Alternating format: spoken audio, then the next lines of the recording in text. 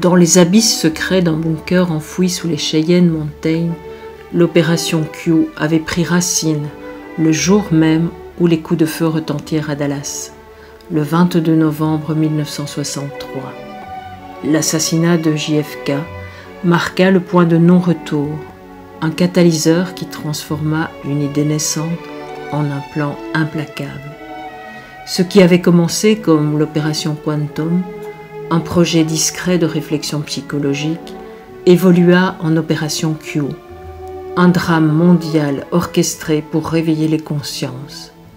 À sa tête, John Fitzgerald Kennedy Jr., héritier d'une lignée légendaire, avait juré de poursuivre l'héritage de son père, non pas dans la lumière de la politique, mais dans l'ombre d'un scénario révolutionnaire.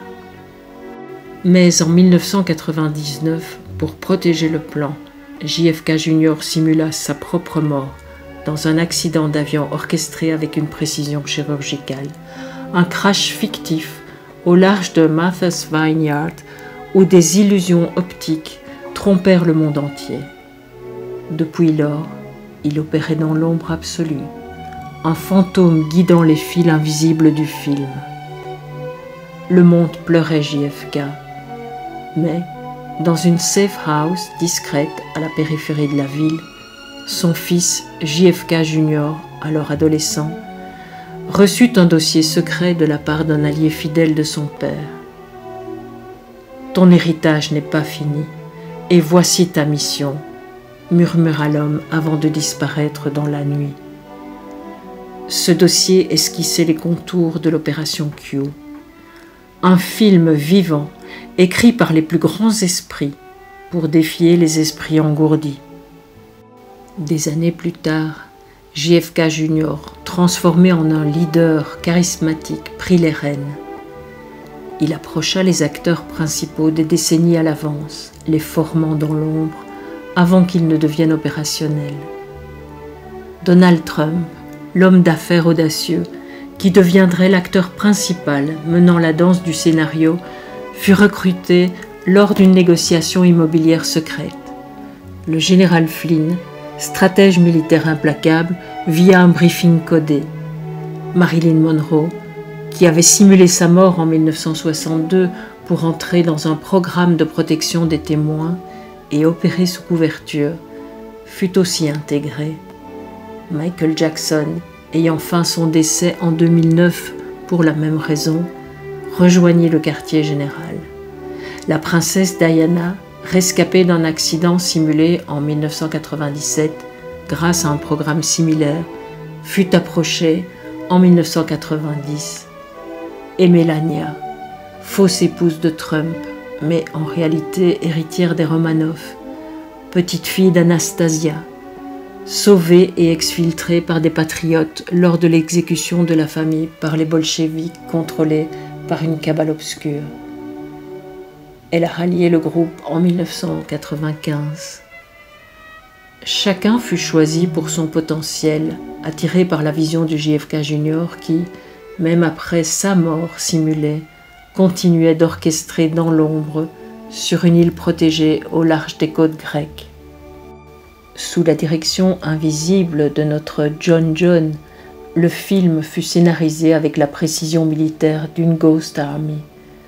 Il réunit cette équipe d'élite, stratèges, artistes, visionnaires, pour mapper chaque acte.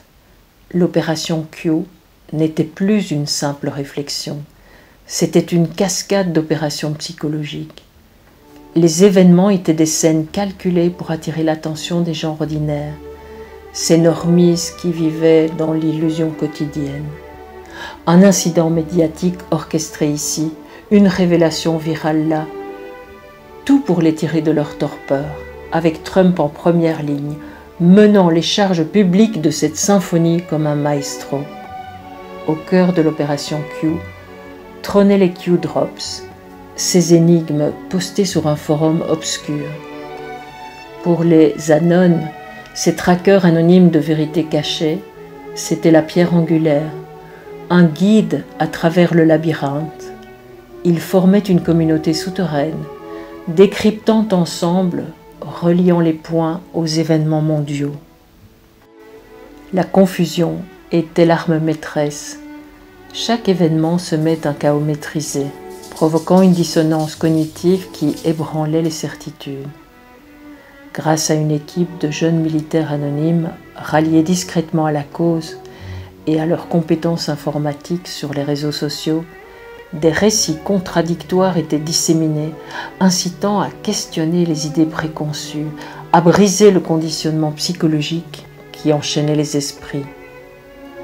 Le général Flynn enseignait la reconnaissance des schémas via des publications subtiles, tandis que Marilyn Monroe, sous une autre identité et presque méconnaissable, sous les traits d'une patriote âgée très active, mais avec son charisme intemporel, mettait en scène des poses suggestives dévoilant son appartenance à Q. Ces képhèbes étaient inspirés des spectacles théâtraux pour garder un public en éveil engagé, interrogatif, assoiffé de vérité. Michael Jackson, maître des illusions, ajoutait des twists artistiques sous des masques variés, et la princesse Diana, avec sa compassion légendaire, tissait des liens émotionnels, alternant le masque de la première dame avec Melania, gardienne des secrets ancestraux qui veillait sur les codes cachés, son héritage Romanov lui conférant une aura de mystère. JFK Jr., opérant dans l'ombre depuis son simulacre d'accident, inspirait l'équipe via des messages cryptés. Son décès n'avait été qu'un voile, lui permettant d'agir sans entrave, tel un spectre veillant sur le déroulement du plan, avant son grand retour sur la scène publique. Un soir pluvieux de 2018, à Berlin, un jeune homme nommé Luca tomba sur les premières gouttes de pluie de Q. Où nous allons un, nous allons tous, lut-il, captivé.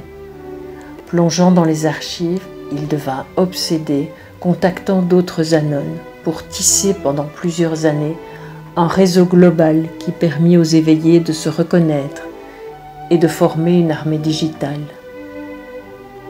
L'opération culmina lors d'une nuit tempétueuse à Washington.